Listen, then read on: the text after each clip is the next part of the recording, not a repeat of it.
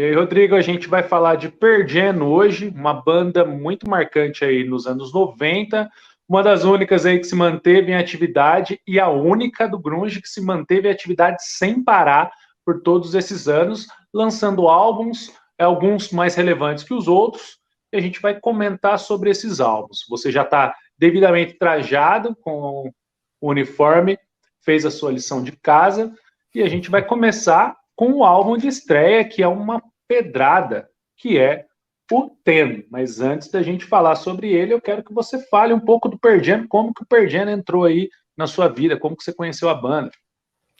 Eu conheci o Pearl Jam, cara. Pô, conheci o Pearl Jam. Não me lembro. Não me lembro. Eu não me lembro. Acho que ele veio na onda do Nirvana. Acho que ele veio assim de na mesma leva, né? Porque eu comecei a gostar do Nirvana, assim, pra mim, né? Eu comecei a gostar do Nirvana, ouvia pra caramba. E aí aqueles amigos que também curtiam falaram, pô, mas tem uma outra banda aqui, né? Eu me lembro de um amigo meu com os 2 CDs lá, com o Facelift e o Jar of Flies do Alice in Chains. E tinha outras bandas também. Falou, pô, tem isso aqui do Pearl Jam, né? Ele veio com o Ten, que era o disco, né? E tal. E aí tinha uma menina, cara, que fazia curso de inglês comigo, chamava Marina, ela gostava muito de Pearl Jam. E ela falava lá das músicas, né? Falava, Oceans, essa música é linda, não sei o que e tal. Eu falei, pô, tem que conhecer essas paradas. Mas eu, cara, eu comecei a ouvir. Sim, eu comprei o disco, né? Eu comprei o disco o segundo disco, né? Que é o meu preferido, né? Mas eu não me lembro, cara. Como é que o Pearl Jam entrou na sua vida? Pô, pergunta difícil.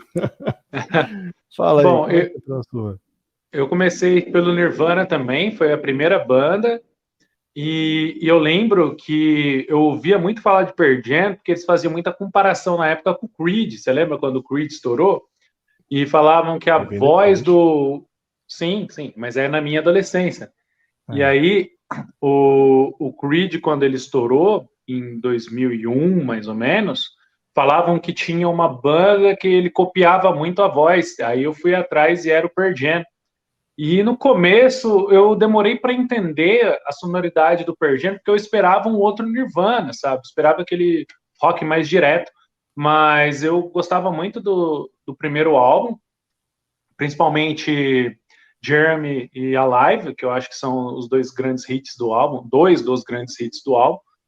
E depois eu fui começando a explorar a banda, e hoje é uma das bandas que eu mais gosto, assim, se eu talvez colocar num top 5, num top 6 aí, o Pearl Jam vai estar, porque ele tem uma discografia ampla, é uma coisa que eu gosto muito da postura da banda, que eu já falei em alguns vídeos aí, se alguém quiser conferir, blog do Elton Grunge, tem na plataforma de vídeos curtos e tem também no Instagram.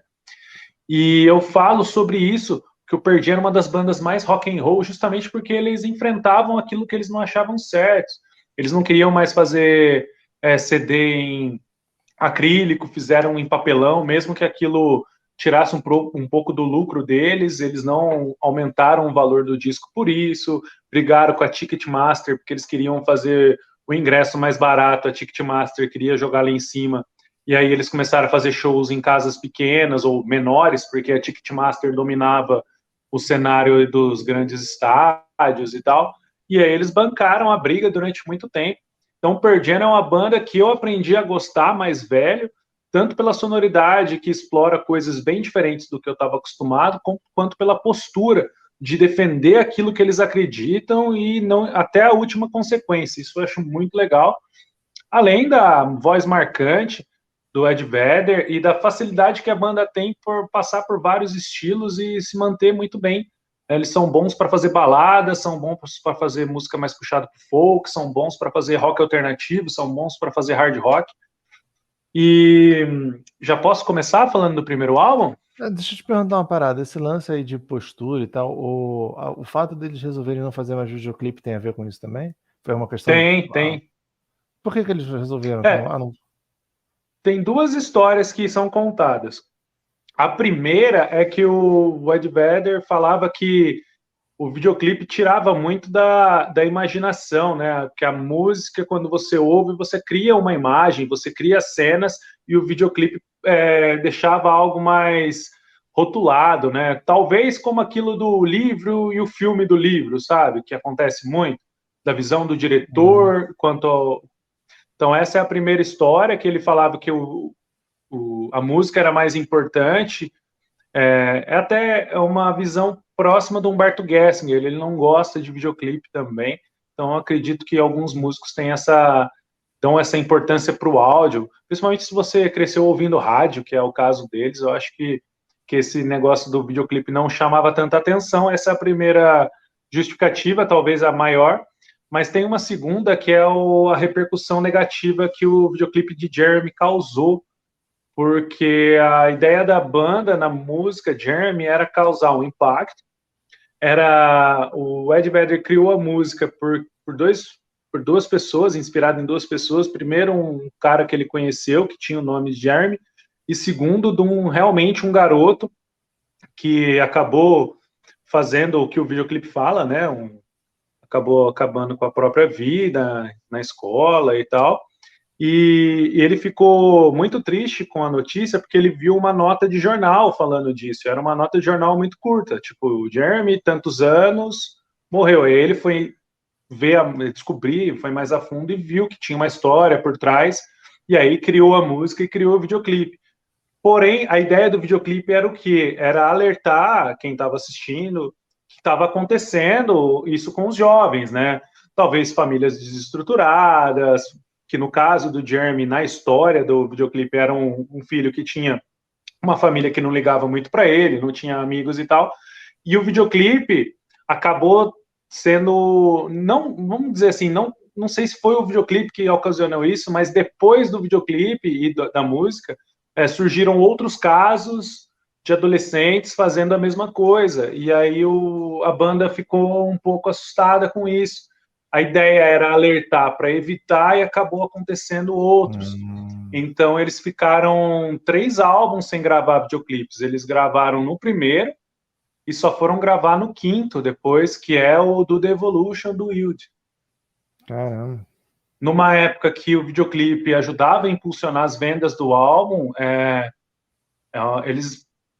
eles foram bem naquilo que eles acreditavam mesmo, né? E é uma postura... Eu não concordo quanto a isso de videoclipe, eu acho o videoclipe legal, eu acho importante, não mais importante que a música, mas eu gosto de videoclipe, eu gosto de assistir.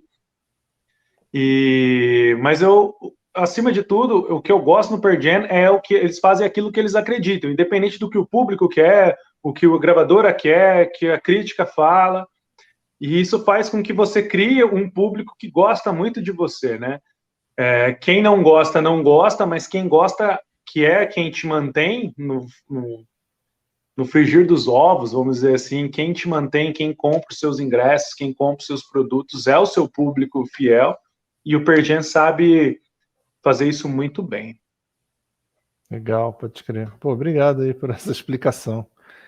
Depois eu vou te perguntar outra parada aí também, em relação ao Ten, mas mais tarde. Tá bom. Manda ver aí, apresenta o disco aí pra gente. Então, vamos lá. Esse aqui é o Ten, é o álbum de estreia do Pearl Jam. O Pearl Jam, eu já falei isso numa live, eu vou contar a história completa, mas o Pearl Jam surgiu de uma outra banda que chamava Mother Love Bone, que a base da banda é o Pearl Jam. Eles acrescentaram um guitarrista, depois trocou de baterista, entrou aqui para o Pearl Jam, e o Ed Vedder, que veio lá de San Diego para inserir aqui na banda. E esse aqui é o álbum de estreia da banda, é um álbum fantástico, é o mais vendido da carreira da banda. Ele foi muito vendido na época. Em alguns lugares eles colocavam tão vendido quanto o Nevermind, talvez nos Estados Unidos tenha até ficado pau a pau, mas no mundo o Nevermind acabou vendendo mais. Mas esse aqui é um álbum fantástico. Todo cover de Pearl Jam que você ouve nos barzinhos aí, 80% das chances das músicas serem desse álbum, que são as mais famosas. E tem músicas aqui muito legais. E tem uma curiosidade, né? A banda mesmo não gosta muito desse álbum, principalmente por causa da mixagem. Não que não goste das músicas, mas não gosta da mixagem. Você sabe disso, né? Esse disco ele sofreu algumas remixagens, né, com o tempo. Eu já ouvi algumas, né? Tem aquela que a capa é amarela, que tem lá nas plataformas digitais, que é ele sem o reverb exagerado que tem aqui, que é a versão que eles Hum. mais gostam. Que maneiro, que maneiro. É É legal, né? muito Porque, bacana.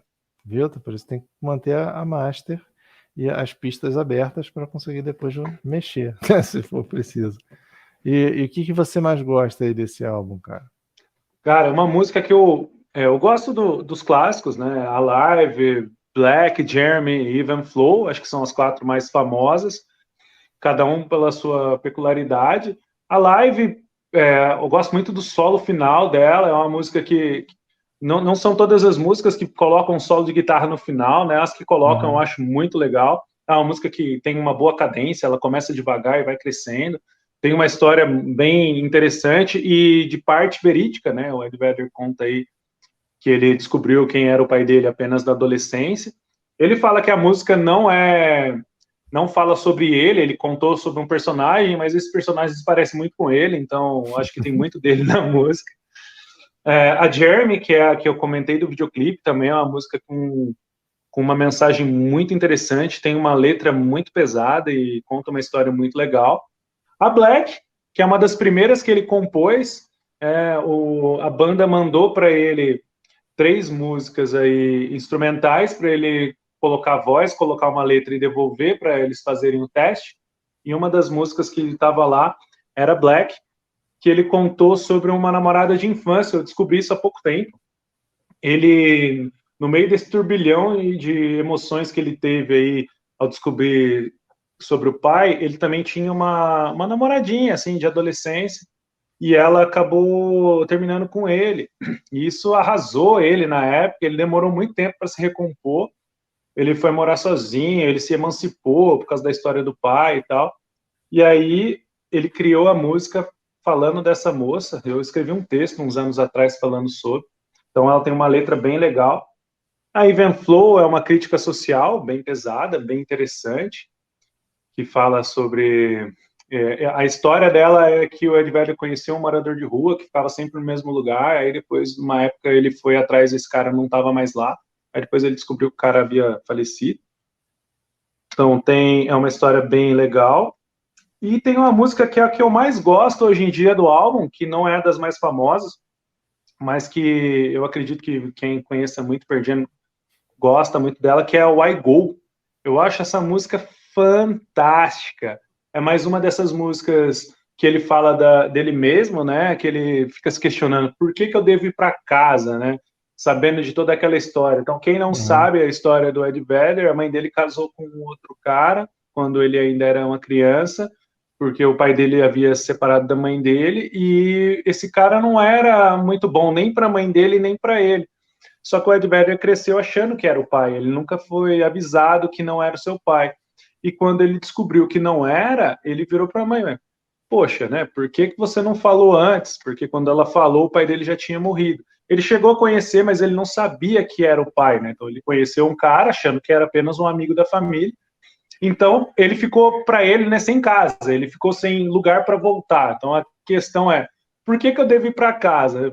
Onde é a minha casa, né? Eu acho que era um dos maiores questionamentos. E Hum. eu acho essa música fantástica, assim, é uma das minhas preferidas do álbum e da banda, tá aí no top 3 com certeza. Caraca, que maneiro, cara. Pô, muito bom.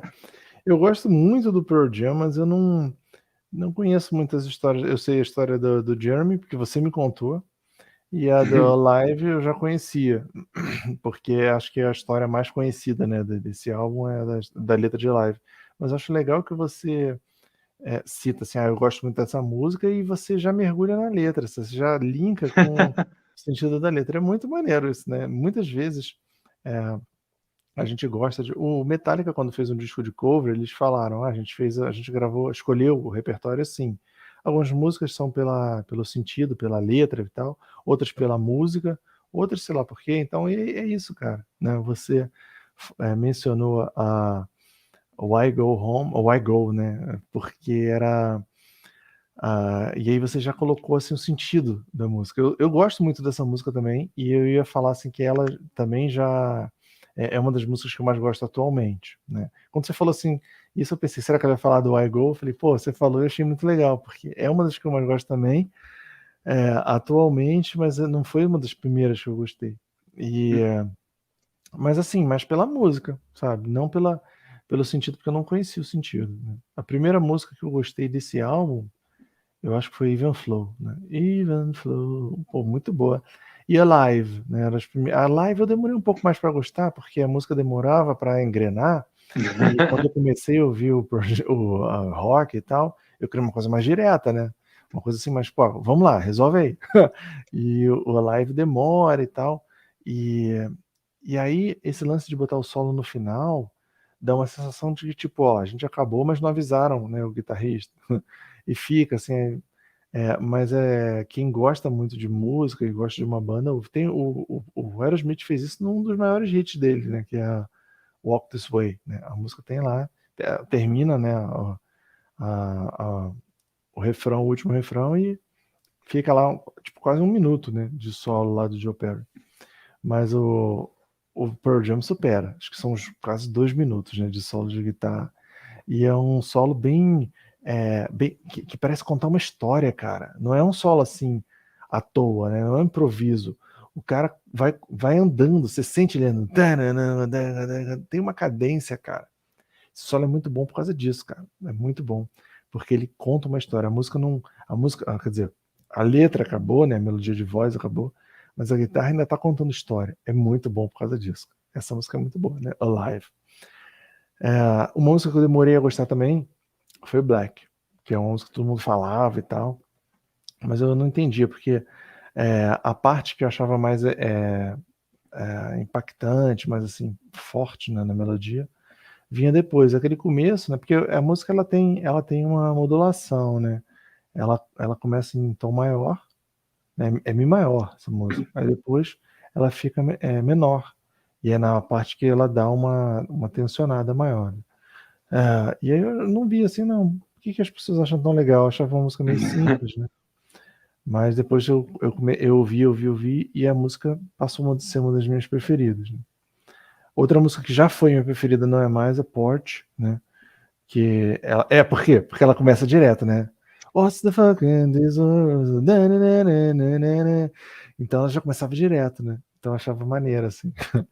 Mas esse disco é muito bom. Uma música que não gostava antigamente e continuo não gostando é Oceans. Acho essa música muito chata. Não consegui entender essa música. Mas essa música não curti. E é isso, né? E o disco tem um negócio legal que ele termina com aquela Master Slave, que é uma música instrumental, né? Que remete ao começo do disco. Que eles botam um trechinho antes de Once. Então eu achei isso muito maneiro, sabe? Esse lance de looping, assim, que convida você a ouvir o disco todo de novo. Eu conheço um artista brasileiro que fez algo parecido. É mesmo? É. Pode crer, pode crer. Então, na arte nada se cria, né? Tudo se copia. Mas fala aí. Mais alguma consideração desse primeiro álbum, que é o clássico da banda?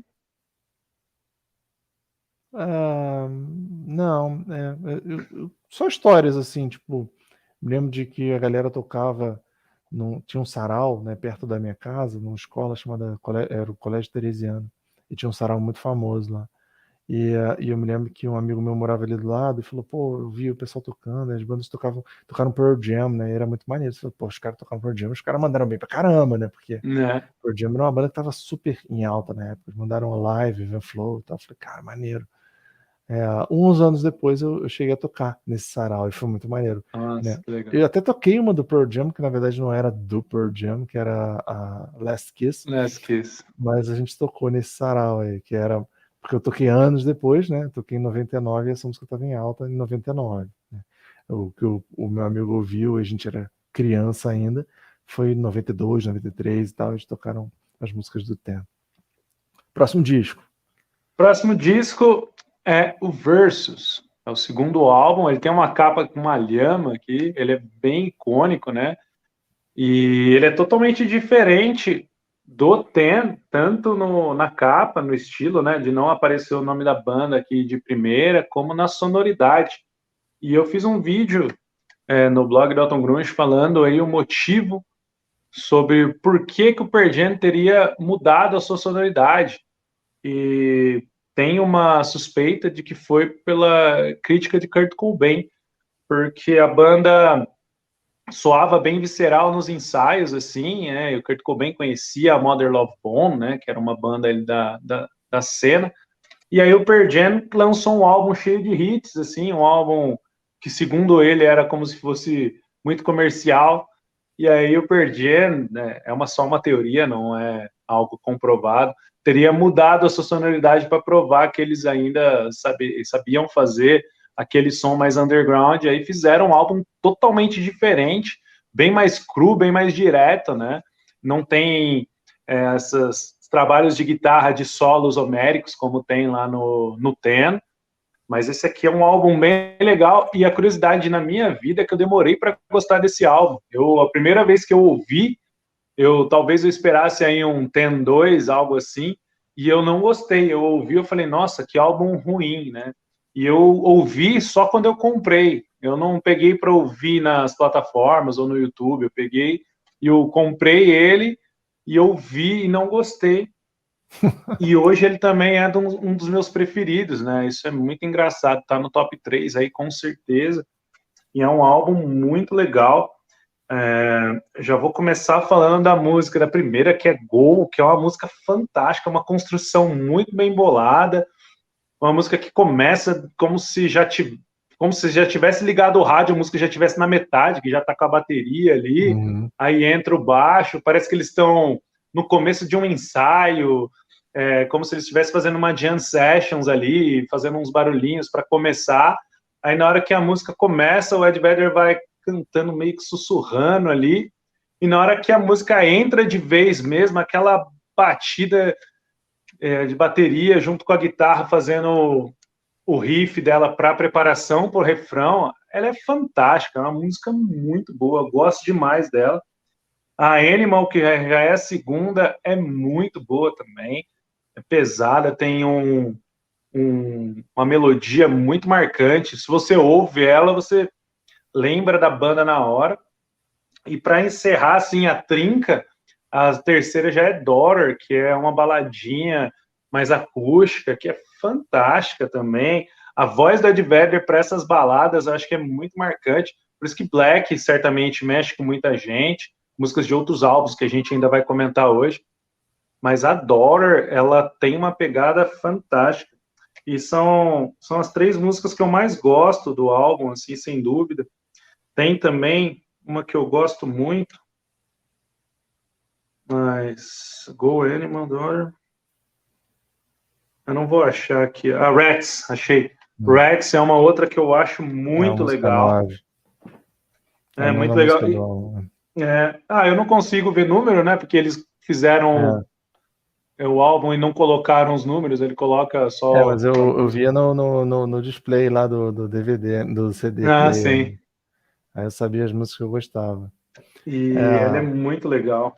Essa maneira. They don't need. Começa. Essa música é maneira mesmo.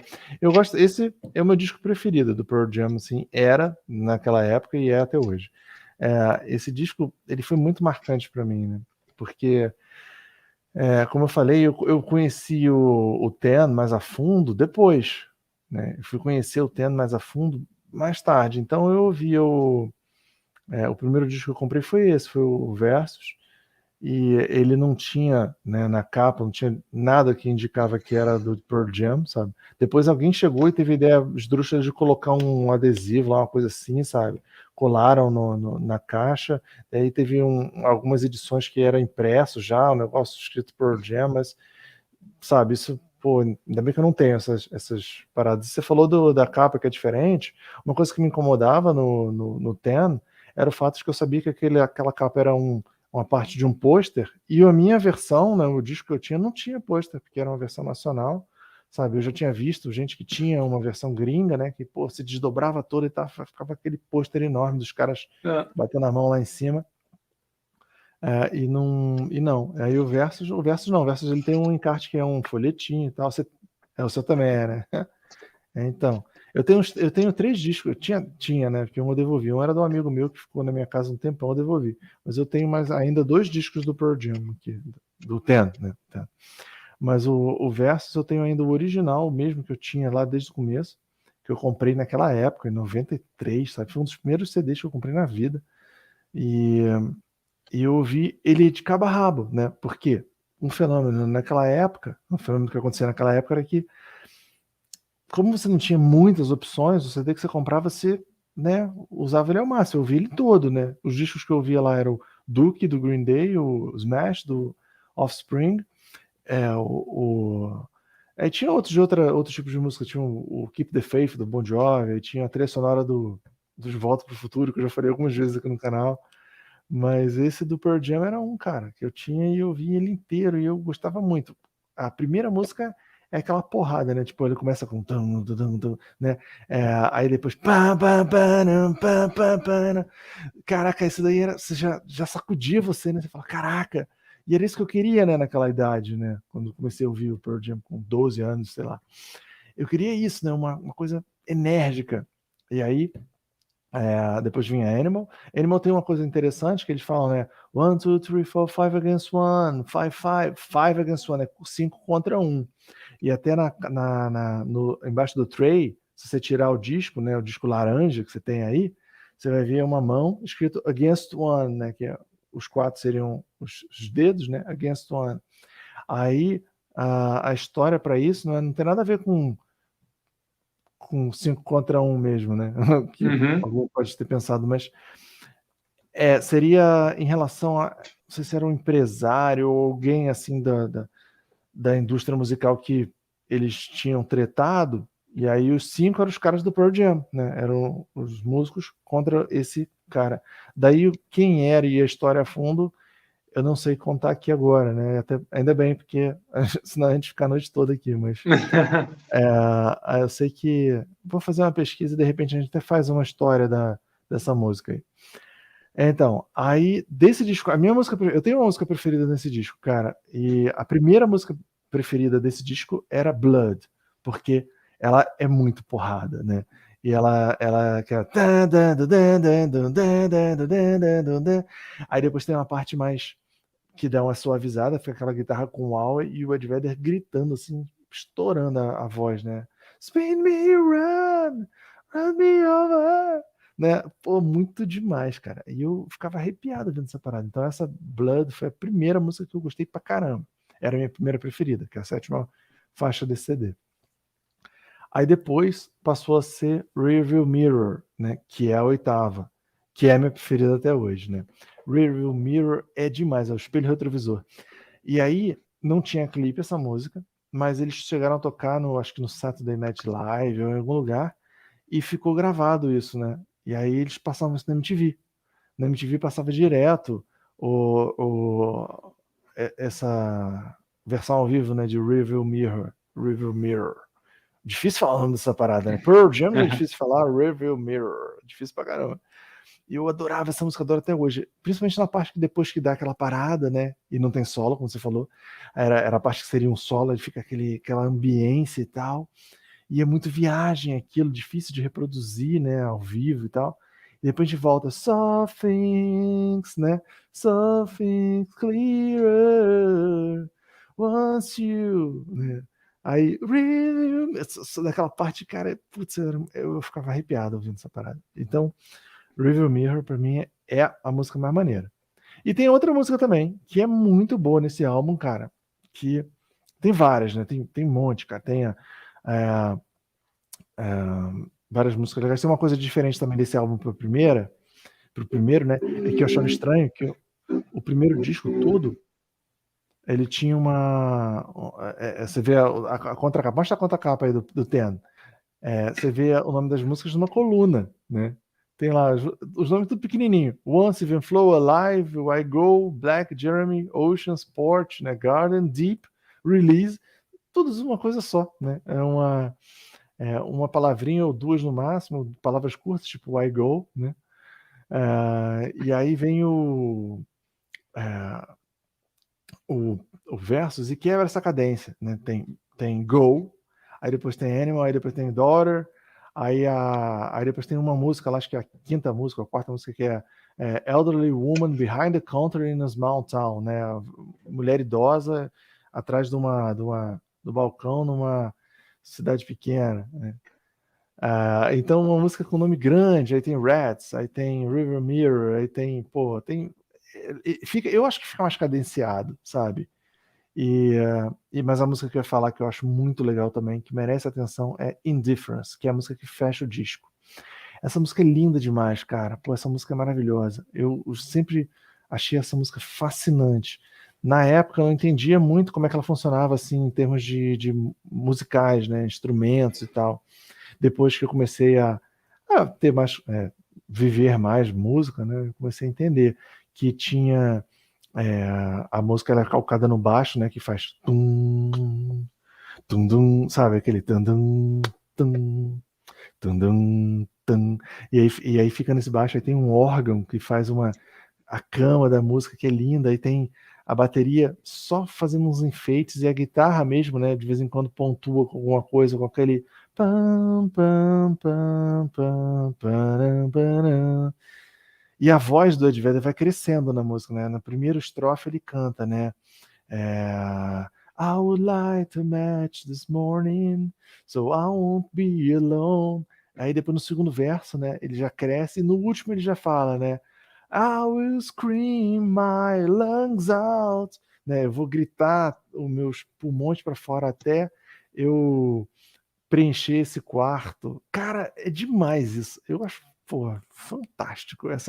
Essa música Indifference, eu acho sublime demais. Não consigo nem adjetivar. Então esse disco é muito bom. Para mim é o melhor disparado. Pronto, já falei tudo que eu queria falar. Não, é muito bom mesmo. E foi legal, talvez eu não tivesse maturidade musical ainda para entender o que a banda quis fazer, né? Essa mudança de sonoridade, o jeito que eles falaram de outras coisas, né? O primeiro álbum, Ed Vedder fala muito desse problema com o pai, e ele vai retomar isso em outros álbuns, mas é como se nesse álbum aqui, o segundo, ele falasse de coisas mais, ainda algumas pessoais, mas não sobre essa mesma temática, sobre outros problemas sociais, eles deram uma evidenciada, situações familiares eles colocaram, mas não só a situação dele com o pai, que ficou muito marcante ali naquele primeiro álbum. Pode escrever, como na própria música Rats, que você citou, e tem uma música chamada acho que é WMA, que é a sexta música, né?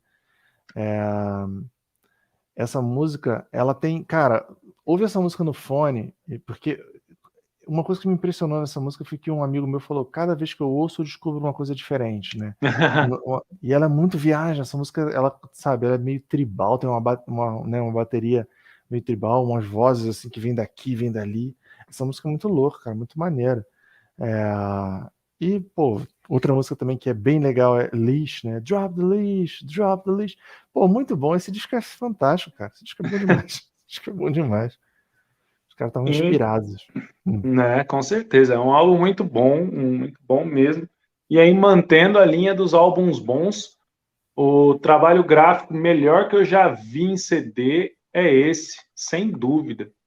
Para quem fala que CD não tem tanta graça como vinil, quando uma banda quer fazer, quer investir, eles conseguem fazer. A única coisa que eu não gosto desse CD é que ele não entra aqui na minha separação de CDs, eu deixo ele na diagonal, porque ele tem um tamanho diferente, ele é um pouco maior que os outros. Vou pegar o Tena aqui para vocês darem uma olhada, ele tem uma altura diferente, então ele não encaixa. Mas como trabalho gráfico, a textura do álbum, não tem também muita coisa na capa, parece como se fosse a capa de um vinil antigo. De um livro antigo, né? Um livro antigo, desculpa. Acho que a ideia é essa tem mesmo. textura, Até por causa do encarte, né, cara? As imagens, tudo antigo, com fotos amareladas. É fantástico esse álbum. E a sonoridade, né, tem muita coisa de rock setentista aqui, né? Ele bem um álbum que dá uma sensação de ser mais introspectivo, algo para você curtir mesmo do começo ao fim. Tem músicas que são um pouco mais pesadas, mas o álbum no geral ele é um pouco mais denso, algo mais introspectivo, pelo menos na minha percepção. E tem músicas muito boas aqui, as duas principais que fizeram mais sucesso são como é que chama? Better Man. Não, as que eu sei que fizeram mais sucesso é a Better Man e a Corduroy, que são duas músicas bem legais. Gosto bastante delas, mas elas não são, apesar de eu gostar muito delas, não fazem parte das minhas preferidas, e não é a minha preferida, nenhuma delas, né? Que a que eu mais gosto é a Not For You, que é uma música que vai falando, né, ó, isso aqui, ó, não foi para você, né? E ao mesmo tempo você fica se perguntando, você está repetindo tanto, será que realmente não foi para alguém, né? Não é uma indireta ou alguma coisa? Então traz uma reflexão bem legal. Mas é uma música que eu gosto muito pela cadência do jeito que ela é. Ela tem um riff bem simplesinho de guitarra, com os acordes abertos, vai se mantendo, e esse mesmo riff ele vai ganhando peso, vai dando essa crescência para a música, e o refrão é simplesmente a frase "This is not for you", ele vai repetindo várias vezes, e é muito legal. Mas a sonoridade desse álbum inteiro ela é bacana, e ela tem algumas vinhetinhas, né? Tem aquelas músicas que a gente chama de vinheta, que é só uma passagem de uma música para outra. O Oasis fez muito isso no What's the Story Morning Glory. Tem algumas músicas que não tem nem nome, é só uma vinhetinha. Offspring Isso é também muito. faz isso o Offspring fazia isso. Na época que você apreciava o álbum do começo ao fim, né? Coisa que é muito difícil hoje em dia. A gente já está numa geração que a galera não ouve nem a música inteira, imagina um álbum, né? Ela ouve só aqueles 30 segundos do vídeo curto delas lá. E hoje em dia não se tem muito isso de apreciar, mas igual você falou, né? Ela remete muito a um livro, então a ideia do álbum é começo, meio e fim. E esse aqui é um álbum sensacional. Não é dos meus preferidos, porque eu tenho músicas que eu gosto mais em outros álbuns, mas como sonoridade, como obra, que a gente falou de começo, meio e fim, pegando no visual, foto, o encarte dele é muito legal, tem muita foto bacana, é um livrinho aqui, ó. Sim. Eu achava muita coisa. Eu achava esse disco perturbador por causa desse encarte, cara. Que a primeira vez que eu vi eu era criança ainda, né? Então eu falei, caraca, eu acabei não tendo esse disco, né? Um amigo meu tinha, o Márcio, e ele mostrava, assim, esse livro, ele reproduzia um livro de medicina antigo, né? Não um livro de medicina atual, como se era um livro de medicina, sei lá, no final do século XIX, com aquelas coisas que as pessoas acreditavam. Tem isso, e eu achei perturbador, sabe? Que tipo, o cara com manchas, né? Eu lembro de ter visto um cara com manchas na cara porque isso acreditava-se que a pessoa que se masturbava muito acabava ficando com manchas na pele. Então, umas paradas assim que tinha em livro de medicina e os caras botaram no encarte do disco, né? E eu achei perturbador demais. Mas esse disco tinha umas músicas muito boas. A minha preferida é Spin the Black Circle, porque essa música é uma porrada.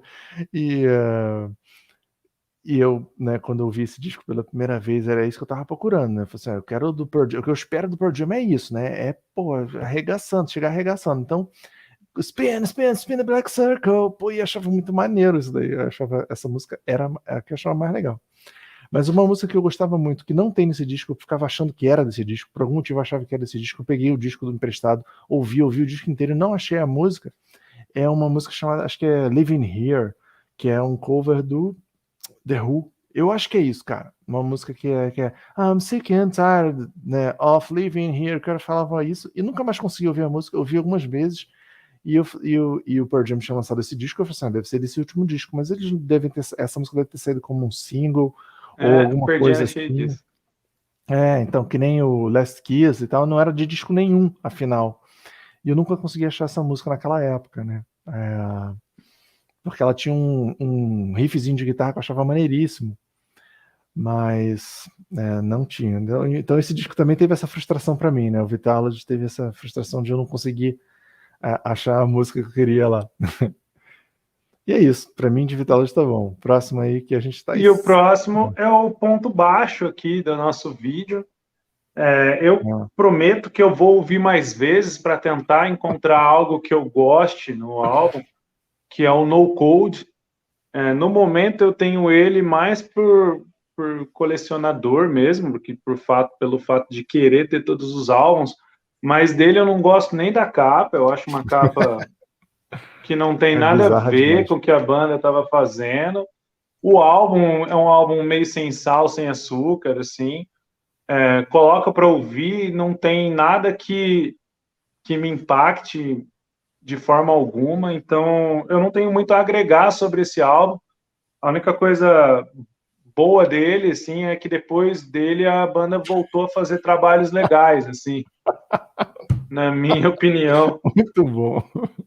A sensação é que eles tentaram explorar alguma coisa, porque ele tem um pouco de timbre de guitarra um pouquinho parecido com o Vitology, assim, os timbres, eles tentaram ir por isso, mas aí ficou um álbum mais xoxo, e aí o peso saiu, enfim, é um álbum que eu vou ouvir mais vezes para tentar encontrar alguma coisa, mas todas as vezes que eu ouvi a sensação foi a mesma até agora.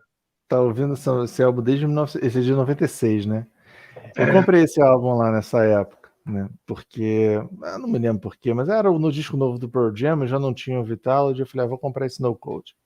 E comprei, cara, o disco realmente, ele é isso mesmo, sabe? Ele é um disco insosso, mas a arte do disco eu achei interessante. E, inclusive, quando eu fui gravar o meu disco, né, o Só Me Resta Rock and Roll, eu tava conversando com a Rafaela, que é a fotógrafa que fez as fotos pro álbum, e aí ela falou assim de álbuns que eu achava legal e tal. Eu falei assim, esse aqui eu acho interessante o estilo da composição gráfica, né, da visual, mas assim, o disco não como referência musical. Aí ela olhou, ela ficou fascinada. Ela falou, caraca, que negócio maneiro, sabe?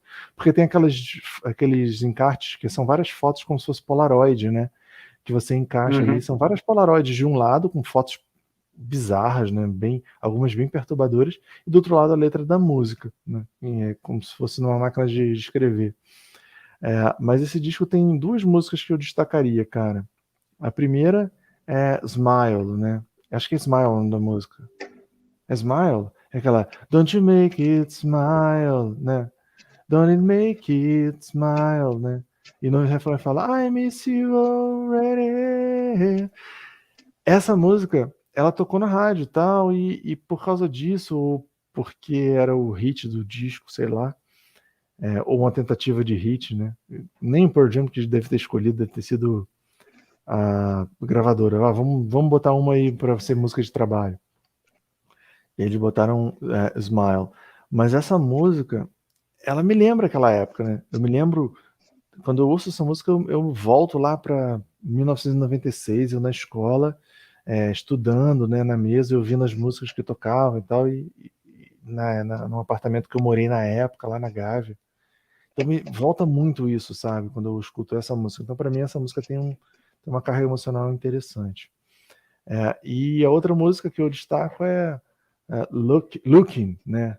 Que é uma música que tem 1 minuto só, e parece que eles desistiram no meio, cara. É muito louco. Porque a música é maneira, ela é uma música mais agitada, é a única música que tem mais energia no disco, né? E aí tem aquela estrutura, tem uma estrofe, aí tem um refrão, aí depois tem uma estrofe de novo e acaba. Porque devia entrar o refrão ali. Você sente que vai entrar o refrão, ele. Metralha, né? E você acha que ele vai entrar no. Não vai, não entra. Aí acaba. Aí. Você fica, né, esperando. E aí? E aí? Não, não, não. Ah, então tá. Pô, entendi errado. Acaba a música. Isso é estranho, né? Mas esse lance dele fazer isso dá uma sacudida, né? Tira você um pouco da expectativa, né? Mas é maneiro, maneiro. Eu terminaria a música diferente, me dá um incômodo por causa disso. Falei, pô, termina a música direito aí, mas não termina. Mas é um disco realmente que da discografia do Pearl Jam é mais fraquinho mesmo. E só para encerrar, a parte que eu mais gosto do Pearl Jam é justamente isso, é o fato de eu não gostei, você gostou pouco, pelo que você falou, e acredito que muita gente não goste desse álbum, mas o fato do Pearl Jam gostar ou acreditar que aquilo é o que eles tinham que fazer na época e mudar, fazer aquilo que eles tinham que fazer é algo que eu defendo. É aquela ideia de eu posso não concordar com você, mas eu defendo a sua liberdade de se expressar, né? Voltaire. E é, Voltaire que fala isso. eu não queria ser muito filosófico, mas é baseado nisso mesmo.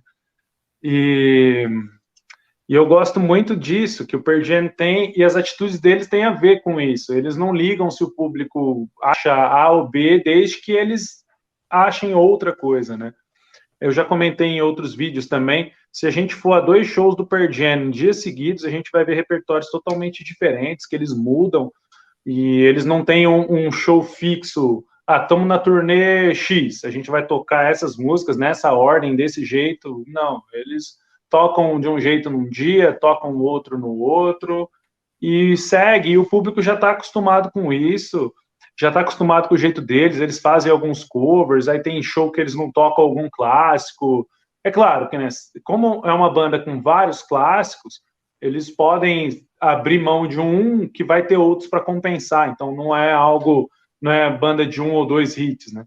Mas se você parar para pensar, vamos supor, a sua música preferida é a Live, aí você vai no show sabendo que a Live é uma das mais famosas e eles acabam não tocando. Se você não entender essa ideia do Pearl Jam, você pode ficar um pouco chocado ou pode ficar um pouco chateado. Mas quando você entende qual que é a proposta da banda, de defender os seus ideais, independente de A, B ou C, você começa a respeitar, pelo menos foi o que aconteceu comigo. Comecei a respeitar o Pearl Jam e admirar eles mais ainda, até quando eles se decidem fazer ou se arriscam em fazer um disco como é o No Code, que eu realmente não gosto de... Não tem nada assim que me chamou a atenção, mas que eles resolveram voltar para a sonoridade, né? Porque como ele foi mudando a sonoridade, né? Era um rock alternativo, passou a ser um hard rock, depois flertou com um rock setentista aí no terceiro, tentou manter um pouco disso, um negócio mais calmo, e aí no disco seguinte eles já voltam com, que é o que a gente vai falar em outro papo, mas eles já voltam a resgatar uma sonoridade que eles já tinham feito, isso é bem legal. Aí depois eles experimentam outras coisas, que é aquilo que a gente fala, que eu falo, né, que o Pearl Jam se arrisca, mas é uma banda que eu aprendi a gostar por tudo isso, sabe? Até por essa própria liberdade.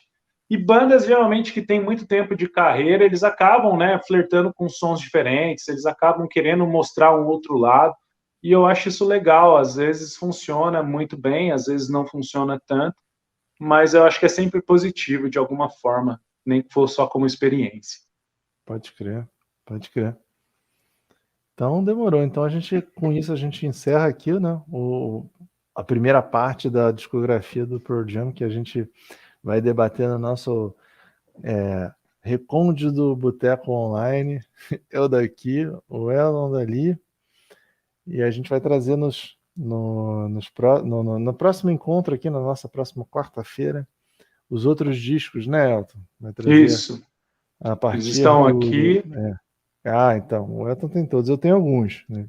Eu tenho alguns também. Faltam alguns que, se a galera quiser me presentear, eu deixo até o meu endereço. Maneiro, tá vendo? Bacana. Então, você que está assistindo, você vai deixar aqui nos comentários qual que é a sua música preferida da banda, se você concorda com o que a gente falou ou discorda do que a gente falou dos álbuns, já fala aqui também. Aproveita e fala como você conheceu o Pearl Jam, deixa o seu like, que a gente vai voltar a falar de Pearl Jam, que tem muito álbum ainda para comentar e muita música boa, mas eu estou muito satisfeito com o que a gente falou aqui nessa primeira conversa, Rodrigo. Maravilha, também. Então, fechou. Valeu, Elton. Obrigadão, cara. Um abraço, até mais. Até mais.